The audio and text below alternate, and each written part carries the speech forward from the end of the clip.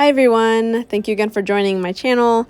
Wow, March just flew by and it's basically already April here at the time of filming this. I did not get a start on starting my dahlia tubers that came in a bit ago, so bad on my part. But in today's video, we're going to go ahead and take care of that.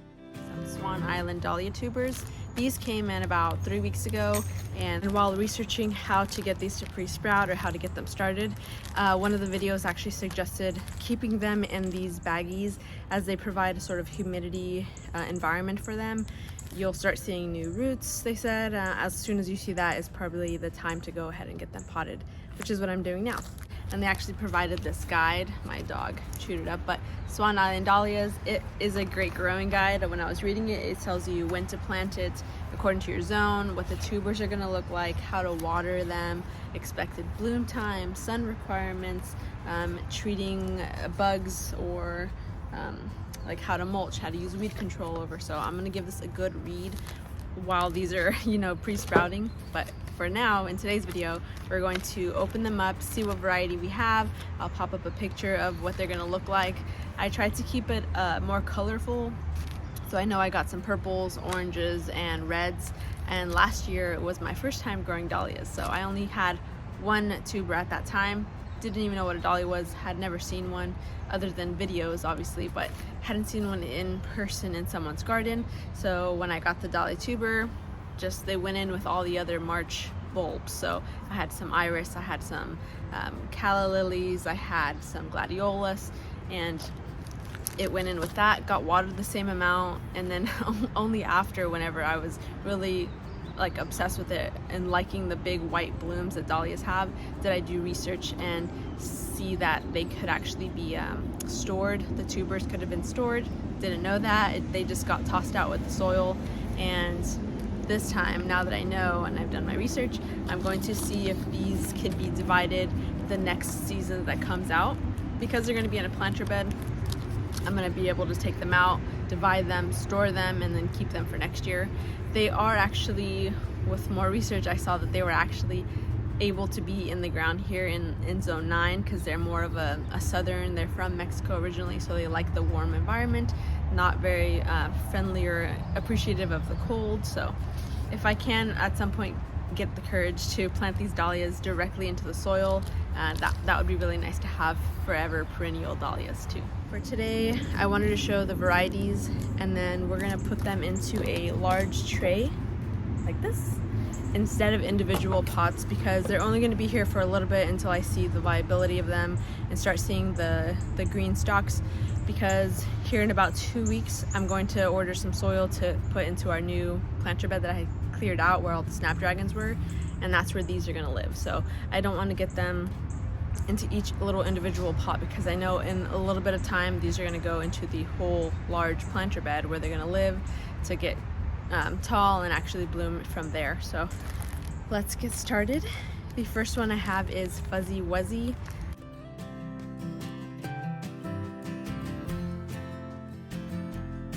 And these I ordered 2. They do actually provide tags, which is nice, like this. They look really sturdy. I don't think the ink will ever wash off, which I know is usually a concern when we try to make our own stakes, but here you go.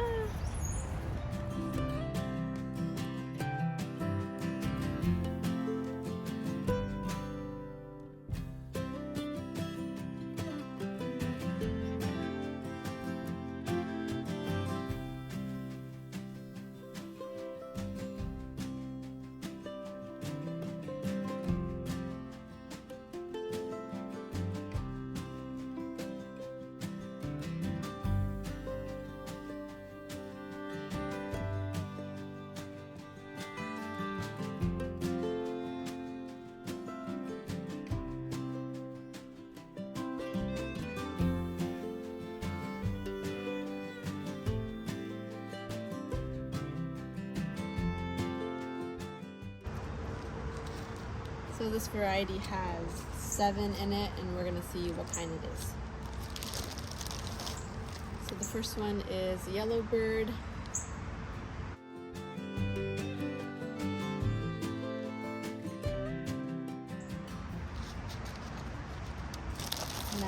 is, oh, that one's hard to read. We'll find that later. This huge one is Bride to Be, so this is the white variety.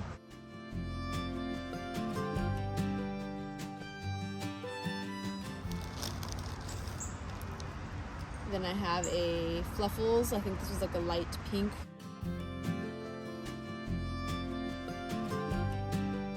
This is the new growth that you can see came from keeping them in this bag and providing that little humidity.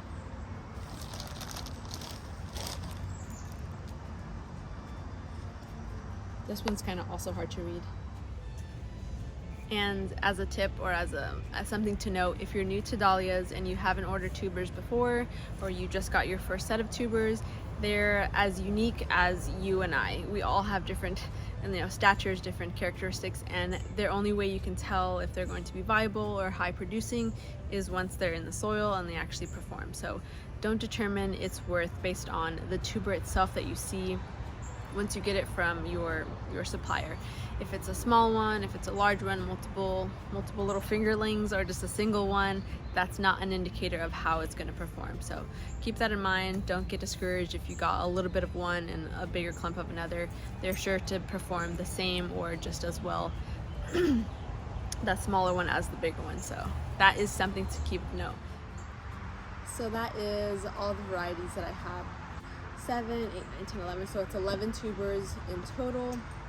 When you plant these into your actual earth soil or your planter bed, your pot, whatever you're going to be planting these in, you're going to want them to be deep, 4 to 6 inches deep. You're also going to want to stake them because they do get very tall as well. And besides having to deal with the leaves and all that when they start to actually show new growth, if you stake them as soon as they're into the ground, it's going to work a lot better for you. You could also add bone meal. It helps with the growth of the roots as well. And these don't need watering at the initial planting. If your soil is dry, then go ahead and give it a water. But if it's moist, if it's like sort of normal, you've been keeping your garden bed moist or your planter bed moist, that's fine. You're going to want to put these tubers in with no additional water. Give them some time to actually provide that new growth form itself. It pretty much has everything it needs in this tuber for the very beginning parts of its growth. So now we're going to top this off because you're going to want to make sure that all of the tuber is covered with soil. Don't leave any part of the actual bulb here exposed.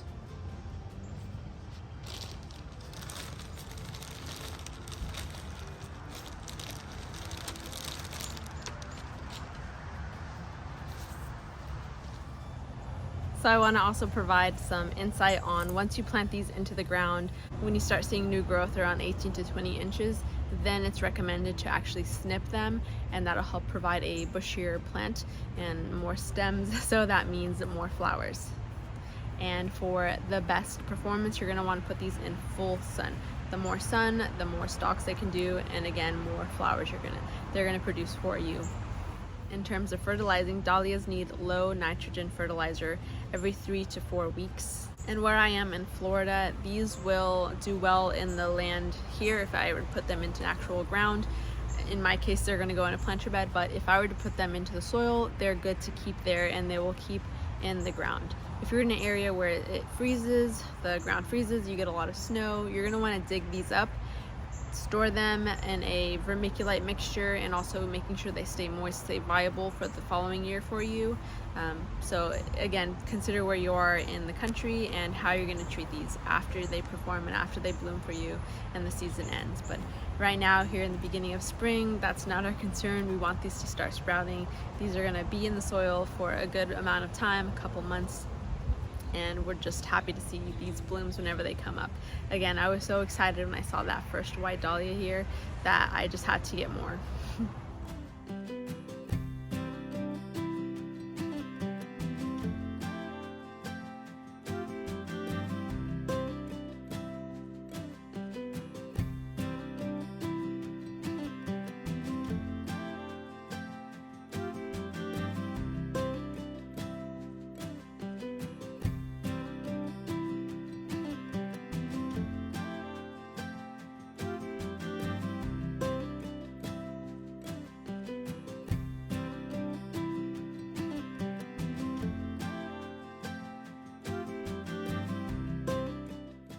Thank you everyone for watching today's video and hanging out with me.